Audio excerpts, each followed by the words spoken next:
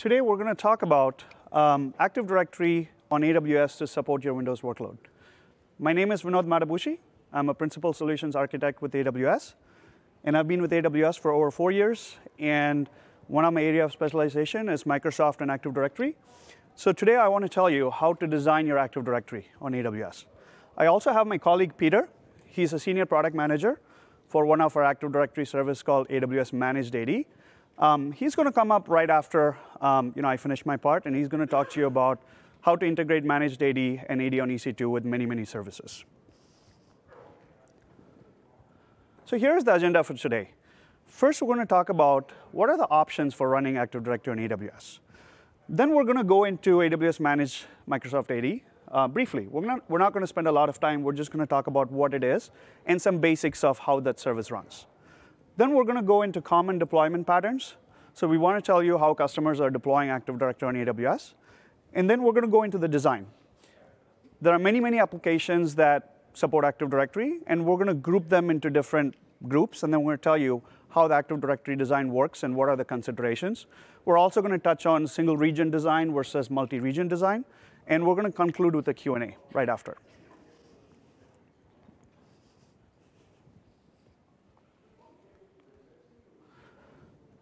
So I know a lot of you are probably supporting Windows workload or looking at deploying Windows workload, which is why Active Directory is really important to you guys. We have a number of related breakouts. A lot of these are related to Microsoft workloads. You can see FSx, you can see SQL Server. So if any of this is of interest to you, please check it out. And a lot of these sessions are repeated. So there are multiple slots and availability for you to pick from. So feel free to check it out. All right. Let's quickly start with why customers deploy Active Directory on AWS. What's the primary reason for this? Well, first thing is they want to support Windows workload on AWS. A lot of you probably has Windows workload. Either you're lifting and shifting from your data centers, or you're building brand new applications that are running on Windows or .NET or any of those technologies. And most of those technologies require Active Directory. They integrate tightly with Active Directory. And you want to make sure Active Directory is available there and robustly designed so you can support all of your workload in an available and scalable manner. The second thing is integrating with AWS applications and services. AWS has a lot of services that are Windows related. For example, FSx, RDS for SQL Server, and so on. And they all integrate with Active Directory, both managed AD and unmanaged AD. And one of the reasons customers are deploying AD on AWS is to support these AWS services and integrate tightly with it. Lastly, you want to provide low latency to your applications. While it's possible to run Active Directory on premises and continue to run applications on AWS, it's not the most ideal setup, because you have to rely on network, and there's latency depending on where your data centers are and which AWS region you're using. It's not the ideal setup to run your application. So you want to have your AD close to where your applications are so you can support them in a manner that you need to. And that's one of the reasons we see customers deploy Active Directory on AWS. Let's look at what are the options for running Active Directory on AWS. Well, broadly speaking, there's two ways to do this. One is what we call self-managed on EC2. The second is AWS Managed Microsoft AD. So on the first option, it's basically deploying your own instances or virtual machine, installing the ADDS package, and then promoting that to be a domain controller and managing your own AD domain.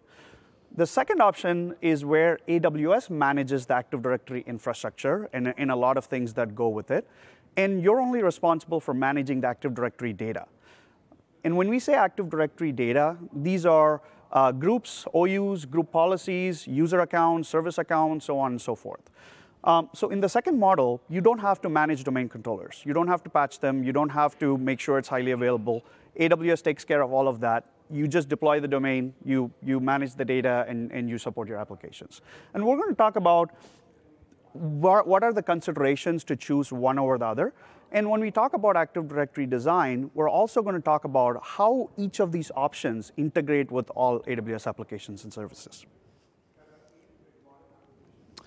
All right, so how do customers choose between those options? Like one of the first questions you probably have in mind is, when do I choose one over the other? What are some of the requirements I need to think about, right? So we have summarized the top reasons why customers choose one over the other. So let's look at self-managed on EC2 first. Why do customers choose that option? Well, one of the biggest reasons is they want to extend their existing forest or domain to AWS. So you may already be running Active Directory on premises, so you may have one or more domains in our forest, and for some reason, you want to extend that domain onto AWS and continue to support the applications. If you want to do that, your best choice is to pick AD on EC2, mainly because the AWS Managed AD doesn't support extending your domain. When you deploy an AWS Managed AD, it is going to be a brand new domain, and it's not going to be the one that you're already running. So if you want to extend that same domain, then your choice would be to pick AD on EC2. The second one is need for domain or enterprise admin privilege. So as you guys know, Active Directory has what's called as a domain or enterprise admin credential, which is not used quite often, but some folks may need to want to have control of that. So when we deploy AWS Managed AD, we give you what's called as a delegated rights or delegated authority. We don't give you the domain or enterprise admin privilege. So if for some reason you absolutely need to have that control, then customers may deploy AD on EC2 just to meet that requirement. Lastly, two things. One is to extend existing users, groups, and OUs. So you guys have made a lot of effort in building your OU structure, deploying group policies, and built your Active Directory the way you want. You may not want to redo all the work. If you have a requirement to have all those things exactly the same in AWS, then those customers are choosing AD on EC2. Because when you deploy a new domain on a managed AD, you have to reset up OUs, you have to reset up group policies, you have to reset up a number of things. Lastly, unified environment between on-premises and AWS Cloud. So some customers want to see AWS as an extension of their data center, and they want applications in Active Directory to behave the same way irrespective of where it's deployed. So for those customers that have this requirement, they choose AD on EC2 because it's very easy to extend your domain and everything is already there. And when you deploy your applications, it can reside in your data center, it can reside on AWS, and they act and they function exactly the same. So if you want that unified environment, that's the best choice. Let's look at why do customers choose AWS Managed AD. Well, the top reason is they don't want to manage AD infrastructure. All of you guys are probably very familiar with the amount of work it requires to run the domain controllers, patch them, make sure the replication works, and if it doesn't, spend time to fix it. So some customers just don't want to do that heavy lifting because they don't see the value in it. They want AWS to do that. So those customers are preferring AWS Managed AD because they don't want to deal with that overhead. Secondly, they want to allow delegation to a cloud team that's different from the on-premises Active Directory team. For example, some organizations have a separate team that deploys and manages application on cloud. They want to empower that team by giving them control over the Active Directory, but at the same time, they don't want to give them ability to manage users at the enterprise level that are in your current Active Directory. So what these companies are doing is they are allowing this cloud team to deploy AWS Managed AD and just have full control of that environment for the purpose of those applications, while they keep control of the on-premises AD that contains all your user identities. Third, some customers want to have a delineation. They don't want to have a unified environment where applications and directories exactly the same in cloud and on-premises. They want to see that as two different things. They want to have the delineation of, in terms of security boundary, in terms of access boundary, in terms of how things are deployed. They really see that as two different things. And so they deploy AWS Managed AD and manage that separately, the data on that separately, and they don't want to mix that with their on-premises and the AD that's running there. Lastly, AWS native authentication. So our AWS Managed AD is tightly integrated with a lot of AWS services. And some of those have native authentication that you may not be able to get when you're running AD on EC2. Great example here is RDS SQL Server. So RDS for SQL Server supports integrated authentication with AWS Managed AD only if it's AWS Managed AD. It cannot do native integration with AD on EC2 today. So if you really like that integration and you just don't want to manage all of that separately, then AWS Managed AD is a great option. Now, before we jump into the design, we're going to take just a few minutes and refresh your memory on what AWS Managed AD is and how it looks inside the box. You're probably familiar with the offering, but we want to kind of highlight the top points with respect to the service. Well, the first thing is AWS Managed Microsoft AD is actual Microsoft AD. Today, we're deploying 2012-R2. That's the version of the OS that we're deploying. So this isn't an AWS built service. It's a Microsoft product that we manage, right? So it's the same AD that you get from Microsoft, whether you deploy it on EC2 or you deploy it in AWS Managed AD form. Secondly, it's a single tenant service. So what that means is your Active Directory data is yours, and it's not co-located with any other customers. So when we deploy domain controllers, those domain controllers are in your account in your VPC and only contain your data. It does not contain any other customer's data. Now, I don't want you guys to confuse this with dedicated host EC2 service, which is different, where the hardware is not shared by any other customers. So this is still a shared tenancy when it comes to EC2 itself, but your Active Directory is a single tenant. We automatically deploy 2 domain controllers by default. So anytime you deploy a directory, we will pick 2 AZs that you choose, and then we'll deploy a minimum of 2 domain controllers. Again, this is for high availability reasons, so that if there's an issue in one AZ, your Active Directory isn't going down. It's highly available. Again, there's no max. So if you really need more than 2 domain controllers because you're operating in more AZs or you just have a lot more performance requirement out of the AD, you can deploy as many domain controllers as you want in addition. I briefly talked about delegated authority. So what we give you is an admin account, which has control over managing your entire data. So you can create OUs, you can create group policies, you can manage groups, users, all of this with that delegated admin credential, or you can further delegate groups or users to have the equal or lower rights to perform the day-to-day operations. So it supports standard AD management tool, so you don't need anything special. The basic ADUC and the group policy management console, all of those works with AWS Managed AD. So if you're used to managing AD that way, it works exactly the same. The AWS Managed AD runs on AWS Managed Infrastructure. So think of this as EC2 instances that you're able to deploy that runs Managed AD. So it basically automatically includes availability because we deploy in more than one AZ, and we automatically patch it for you on the monthly cycle when Microsoft releases security patches. And we automatically take snapshot of your directory nightly. So if there's an issue or somebody deleted your directory accidentally or whatever, you can go back and restore it. Or even object corruption, you can go back and restore it. So we do the auto backup for you. Lastly, I talked about seamless integration, right? So the key things here are the SSO and RDS. Those 2 are the big things that you're going to see how integrating with SSO can allow you to integrate with a whole number of other services. All right, let's look at what are the common deployment patterns.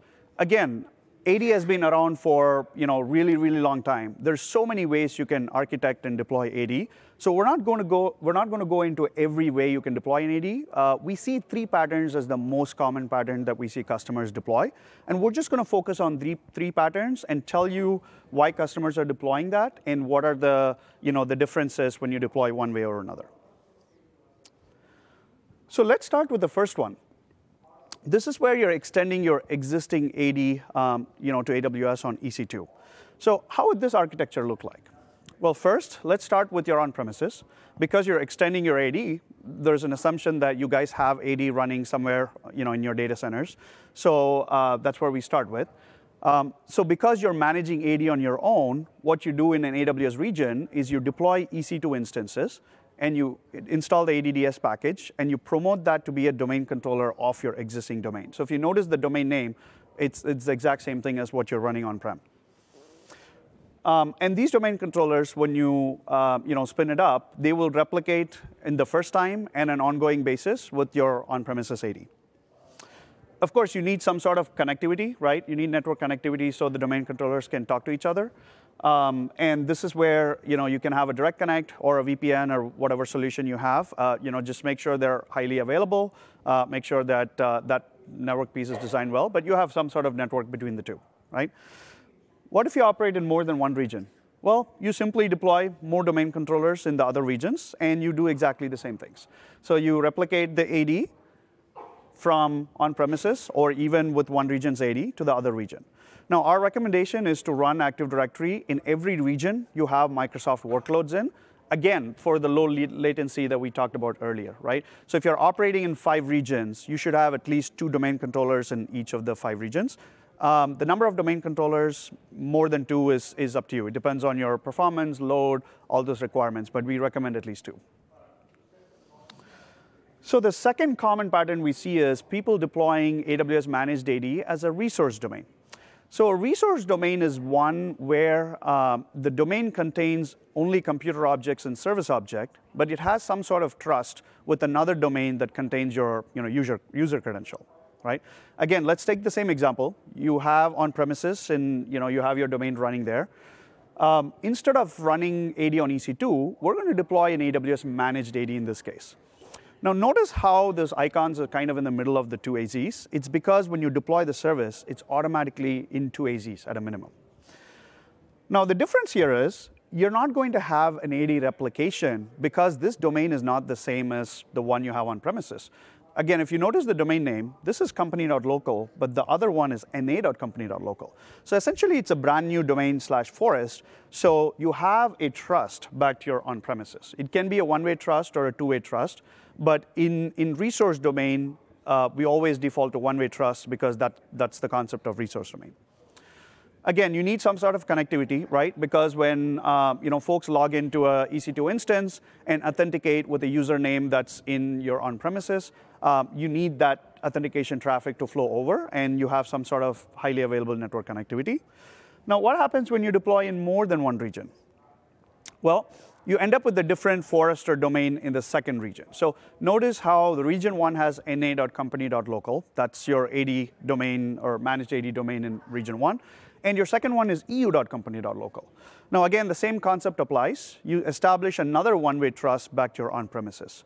So essentially, in this model, customers are deploying Windows workload in each of these regions, and they're using the Active Directory that are in each of the regions with the trust only in place for things like logging in and performing admin functions with user accounts living on premises, right? That's really what trust is used for, because your user accounts are still living in on your on-premises AD. You're not really replicating those. So the last way we see customers deploying managed AD is just standalone. They don't have an on-premises, or they don't want to connect any of this to their on-premises AD. And in that case, what they do is they go into a region and they deploy managed AD, and they just use the domain for supporting all the Windows workload. What do you do if you have more than one region? Well, exactly the same thing. You deploy the managed AD again, but except in this case, it's going to be a different domain. Optionally, you can have a one-way trust if you want. Again, you need some sort of network connectivity. VPC peering is a great way to do that, inter-region VPC peering. So that's basically how customers are using managed AD in a standalone model where they don't want anything to do with their on-premises. Now, before we go into Active Directory design, I want to talk a little bit about account structure, because that plays into how you deploy your Active Directory and how you design them. How many of you are familiar with landing zone or control tower from AWS? Anybody familiar with it? OK. So about a third of the room. So the landing zone and control tower, what it allows you to do is allows you to create an AWS account structure so you can easily expand and delegate the right things to the right team without worrying about giving too much access to one team in a given account. So for example, in this structure, we have an AWS master account, which is the master of the organizations, which is also potentially a billing account because that's the organization master. But we show you a number of accounts underneath it, right? For example, you can see a log archive account. You can see a security account. So essentially, security team will have all their security tools in their own account, and they control that account. They limit access to all the security folks who want, and they don't need to get access to other applications, account where the applications are. And that's where they run their tools. Similarly, we have a concept of log archive account where all the logging, like CloudTrail, VPC flow logs, so on and so forth, from all your accounts get consolidated in one place. And then the security team can do something with it, or anybody else who needs access to logging can get read-only access to it, right? So we have this concept of separating out roles and responsibility into its own account. So it's easier to manage, easier to delegate rights, and work with minimal permissions. Now, similarly, you see that we have a shared services or an AD account.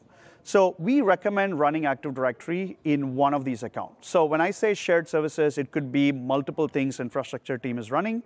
AD is one of them. Or you can run your own account and just do only AD, right? Again, the reason behind it is to contain who have access to it, and it's just much easier to manage. Rather than putting AD in each of the app accounts, then you're just fighting with the other teams on how do I get access, how do I make sure I have enough access and other people don't have access to AD, and so on and so forth. So generally, just at a high level, we have accounts that run application, we have AD that runs only AD. Of course, there's some sort of network connectivity that happens between the VPCs for that AD to work, but just think about this at the high level. All right, let's look at the Active Directory design here. Well, there's a lot of services that integrate with Active Directory. We have grouped these into different categories because they all connect with AD or integrate with AD in a slightly different fashion. Again, depending on how you run your AD. AWS Managed AD integrates with things slightly differently than AD on EC2. So we've grouped these things. Now, I'm going to talk about first Amazon EC2. So how does Active Directory design work for if you're running applications on EC2, right? And then my colleague Peter is going to talk about how AD is going to integrate with all these other groups of applications. All right, so let's expand on what we have already done so far. So first, let's talk about AD on EC2. So if you're running your own AD on EC2, and you need to support applications that are running on EC2, how does the Active Directory design work like? So we already talked about your domain being on premises. You have some sort of network connectivity, and you have domain controllers deployed in multiple AZ that's replicating. Now let's talk about where your application actually lives. So if you notice the account, your AD runs in an AD AWS account, but your application account is different from it. So because there are two different accounts, you potentially may have VPCs where applications are running, and you have a separate VPC where Active Directory is running. So in this case, you basically have some sort of network connectivity between these VPCs. Again, depending on how many VPCs, if it's 100 VPCs, Transit Gateway is a great option. If it's 2 VPCs, VPC pairing will just do fine. So network connectivity is up to you, however you choose it. But the application runs its own VPCs in a different account, and you have those VPCs connected to the AD VPC. And this is how all the applications are going to access your Active Directory, right? Again, this is in a single region, right? We're still talking about one region. So in each region, you have domain controllers, and they're going to peer with all the VPCs in that particular region. Now, we have AD connector there. What is that doing? Why do we need that? Well, AD connector is required for what we call seamless domain join. So seamless domain join is a feature where when you launch EC2 instances, you can automatically make it a part of the domain as a domain member, rather than logging into that instance after the instance was launched and adding it to the domain. Now, because you're running AD on EC2, you need what's called as an AD connector to make that seamless domain join work. AD connector is nothing but a proxy. So it doesn't contain your directory information. It doesn't store your directory information. It's basically a proxy that proxies traffic from the domain members to your Active Directory to make this seamless domain join work. So once you have deployed an AD connector in a VPC, you see those network interfaces in the VPC. And then when you deploy the EC2 instances, you'll automatically be able to see that directory, which is on the left, in each of the VPCs that are in completely different account. And you should be able to use that to do the seamless domain join. How does the multi-region work? Let's say you're doing this and you need to be in more than one region. How does that work? Well, it's the exact same thing. You're just doing the same things in another region, right? Nothing has really changed in terms of concept. So on the left, you have your region 1. You have domain controllers there. You have VPCs that are dedicated for accounts. And then on the right, you have another region, another set of domain controllers, another set of VPCs that contain application. And all of them are replicating essentially in a mesh fashion to your on-premises. Again, it doesn't have to be a full mesh. It's up to you on how you want the replication to work. But essentially, you're going to have at least one set of domain controllers replicate with on-prem, right? And between the Active Directory VPCs, again, VPC peering works great because you have limited number of VPCs, and you just want the domain controllers to talk to each other. Same concept with AD connector. You need AD connector in each of the VPCs you have application in, and those AD connector will allow you to do seamless domain join. So with respect to EC2, AD connector only is required for seamless domain join and nothing else. let's jump into managed AD. How does that work if I'm using managed AD instead of AD on EC2? The overall concept is similar. You still have on-premises, but instead of replication, you have a trust like we talked about, and it's a resource domain model, so you have deployed your AD in the region. On the right, you see that nothing has really changed in terms of how application VPCs work and how they are paired together and how the directory is used.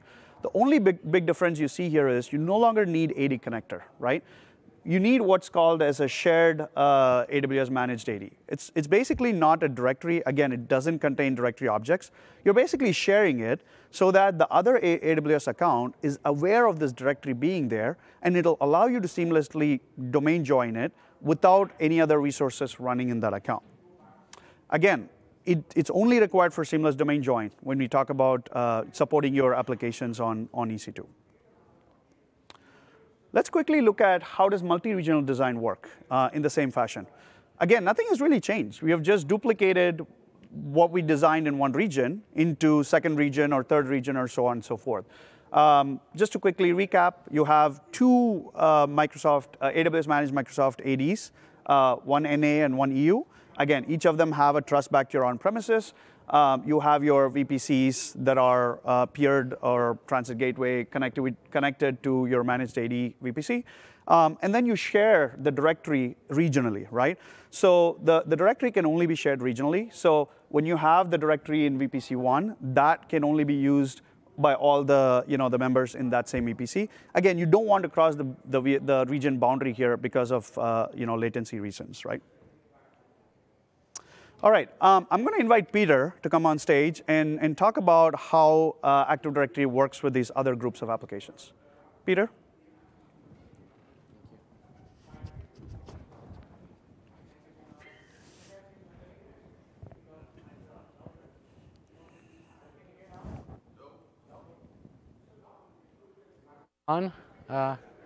Okay, awesome. Thank you so much. So I'm Peter Pereira. I'm a senior product manager in the AWS Directory Service team. I'm working in the team for about 3 years and a half. I'm very excited to be here today, this morning. Thank you so much to be so early. I really appreciate you being here today. So I'm going to talk today about how to architect AD with multiple AWS services. As Vinod was mentioning, we have so many services that you can support with Active Directory in AWS. And I'm going to, of these three last groups, groups of Amazon RDS and FSX for Windows File Server. Another group is AWS Single Sign-On. And the last group, all the other applications that you can deploy with Active Directory. So let me expand a little bit more on Amazon RDS and Amazon FSX first. We have actually very exciting news. Just in the last month, AWS enabled 2 new services to integrate with Windows authentication with Active Directory. Those two services that integrated now are Amazon RDS for PostgreSQL and Amazon RDS for Oracle. Who here is aware of this news that I just mentioned now? Oh, just one. So that's good. So that's good news for you. If you're looking at deploying AD workloads in AWS, that's good news for you. Amazon RDS for SQL Server and FSX for Windows File Server, they have been enabled already for a while. Before jumping to the architecture of these services, let me talk a little bit about my job. So the best part of my job is actually speaking to customers from all over the world to understand their use cases, challenges, requirements, needs, expectations. So when I learn this from customers, I work with my engineering team to come up and to build solutions to solve those problems. And it's very exciting when I have the opportunity to launch something new that meets the customer expectation. This is a very passionate part that I have on my job. When I talk to customers, I learn many things. I learn unique things from each customer, from their use case, but I also learn many common things that most customers are looking for. So of those things that all customers are looking for when they deploy AD in AWS, they look for seamless integration with Active Directory. So how can I enable my users using their Active Directory credentials to seamlessly access and manage workloads in AWS? The second thing that customers are looking for is to reduce the management overhead. Customers, they have to manage everything on premises today. When they move to the cloud, they want to make this process way easier. How can I reduce that management that I have currently? The third reason why customers are looking for deploy AD in AWS is to deploy workloads faster. How can I leverage AWS capabilities to deploy my existing workloads, to migrate workloads, and to deploy new workloads even faster than I'm doing today? And usually, customers can accomplish that by using the APIs and also CloudFormation templates that helps them to deploy workloads faster in an automated fashion. Customers are also looking for services that are highly available. So AWS provides multiple ways for customers to run their services in a highly available environment. For example, running workloads across multiple availability zones. And also customers are very concerned about security. And AWS provides the secure way for you to deploy all the AD-aware workloads in AWS. So now with this in mind, with these goals, let's jump. The best way to address those needs that every customer wants is using AWS Managed Services and AWS applications. Now let's see how to architect AD with those services. This design now is how to integrate Active Directory with Amazon RDS and FSx using Managed AD. That's the first design. For each group of use cases, I'm going to do the Managed AD and the running in EC2. Both use cases so you can make the best decision for your environment. For this one, as Vinod was mentioning, we're using the landing zone model. AD is deployed in a central account. We also call this a shared service account, and the workloads will be deployed in the applications account. But now, in this use case, I'm using Managed AD as a resource domain. But I want to use my credentials from my on-premises domain to access RDS and access FSx in AWS. The way to make this connection between your on-premises and your Managed AD in AWS is by creating a trust. Let me expand a little bit on the trust model. So AWS supports multiple trust models. One trust model is the forced level. So when you have a forced level trust, you have access all the trusts from your on-premises, all the domains from your on-premises have access to AWS environment. The second trust model that we support is external domain trust model. So then you target the trust to just a specific domain. Managed AD actually is very flexible and enables you to combine multiple trust models, and you can create multiple trusts to multiple domains or multiple forces on your on-premises environment. It's a very flexible model. And just highlighting here, there is a model actually can deploy all of these workloads without no on-premise domain. Managed AD can act as a standalone directory in the cloud. But going back to your original use case, having on-premises. The other comment and consideration about the trust, in this use case for RDS and FSx, you deploy, in terms of trust direction, you deploy a one-way trust. A one-way trust enables you, from your on-premises domain, have access to managed resources in the cloud, and not the opposite way.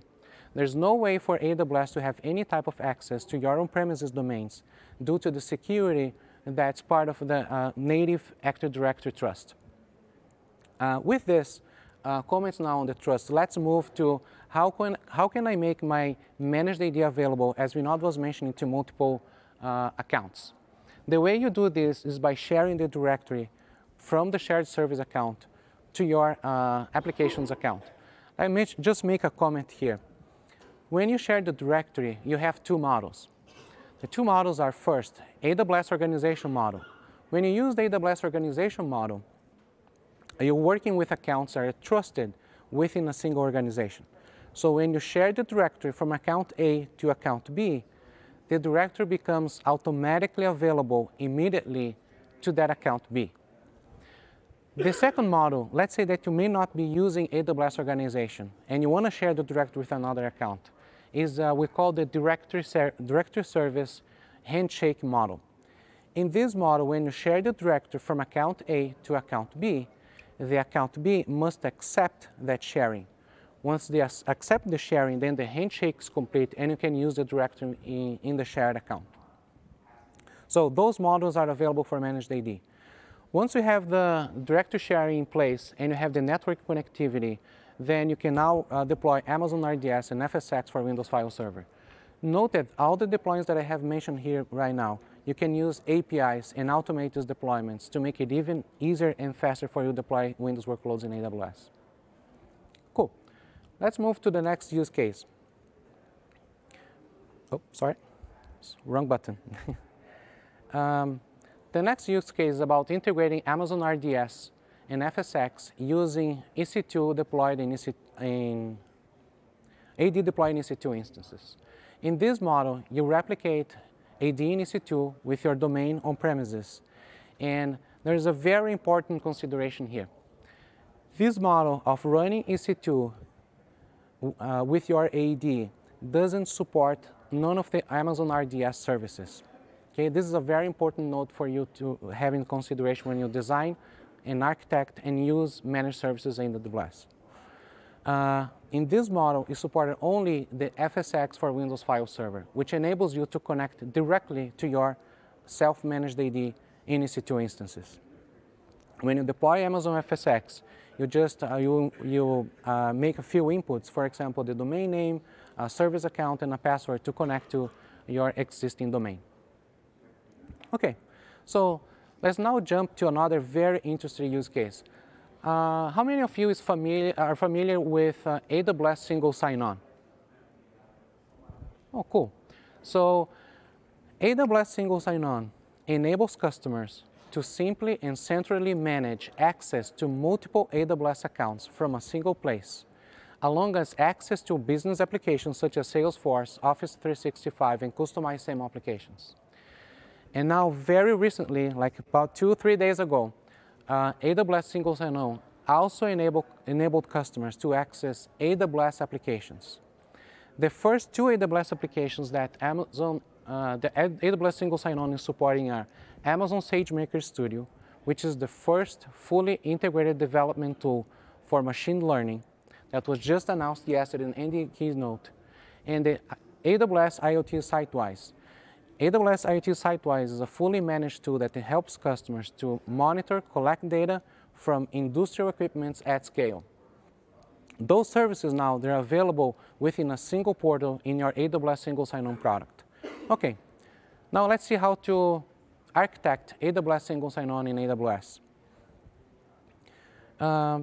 In this model here, consideration, we're using, again, the on-premises domain. I want to have access from my on-premises domain to AWS Single Sign-On in the cloud in any of the 3 use cases, or AWS applications that I just announced, access to the management console, or third-party or business applications. Because you want to use on-premises, again, AWS Managed AD supports the trust. Same thing as RDS for SQL Server, we support the multiple trust types. There's one difference here. Is in the two-way trust. And the trust direction for AWS Single Sign-On requires a two-way trust. Why it requires a two-way trust?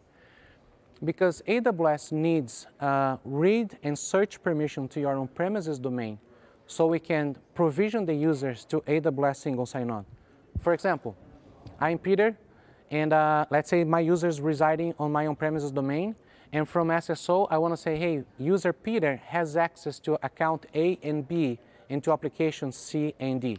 So this process of mapping, we call this permission sets.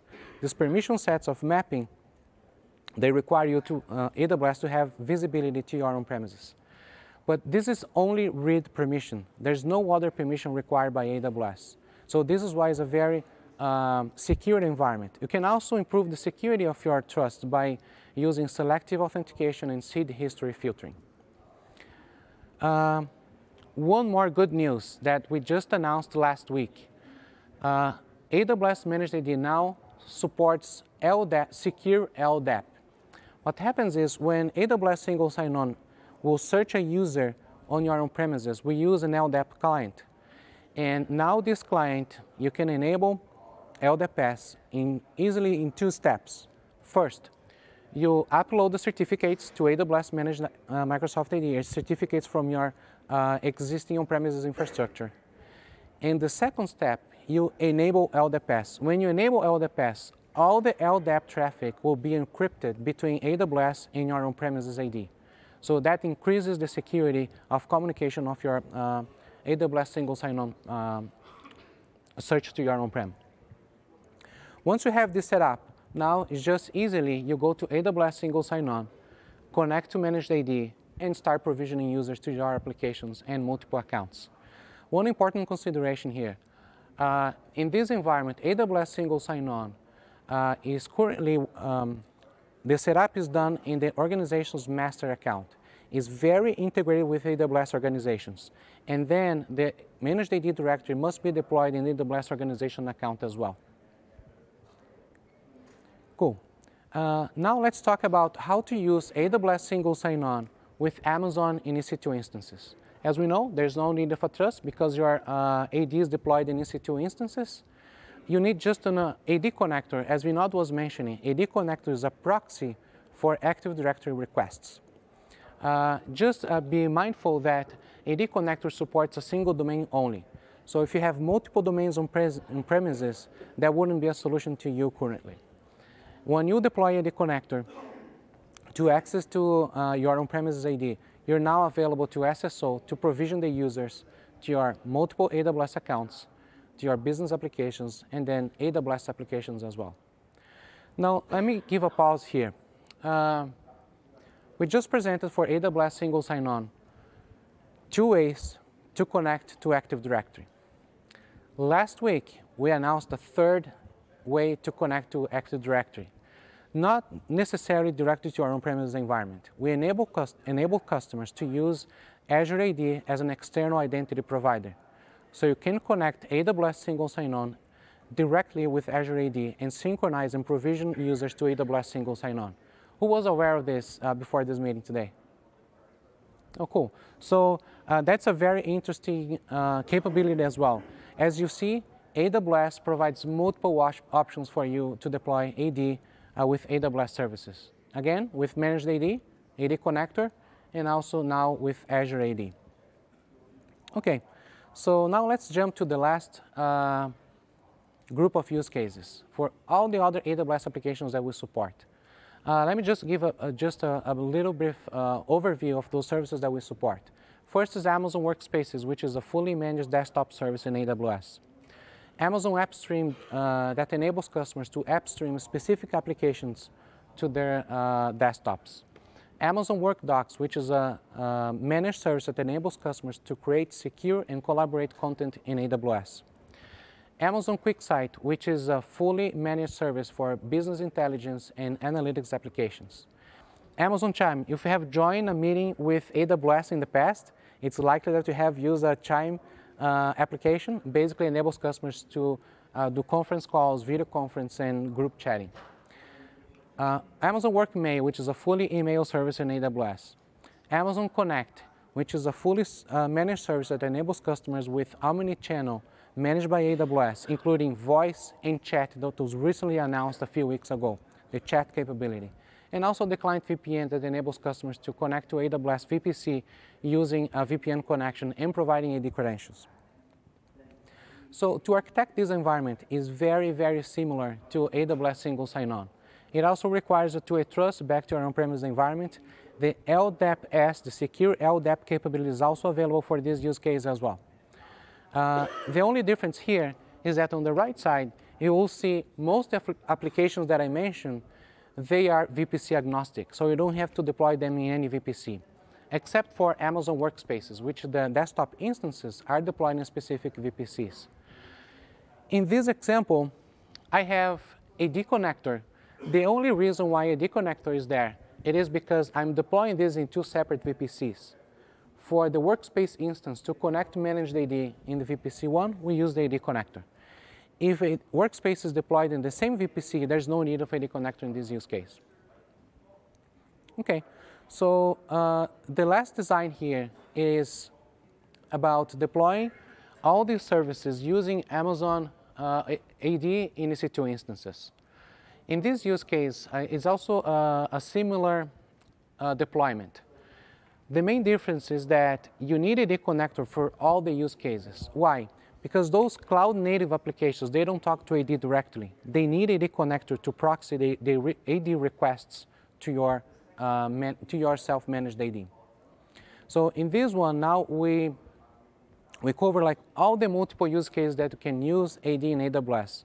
So this helps customers to make it easier for them to deploy Windows workloads, to migrate from on-premises, and helps customers to access AWS services seamlessly with their AD credentials. So I am very excited to be here today, so thank you so much for your participation. Hope you have enjoyed this session to learn more about how to deploy these workloads. It was helpful to you. And please complete the survey. There's an app that helps us to understand what went well, what we need to improve. And also, please, we're going to be, Vinod and I will be off stage to answer any questions that you might have. We're going to be right in the back so the next group can set up their presentation right after us. So thank you so much. Really appreciate it.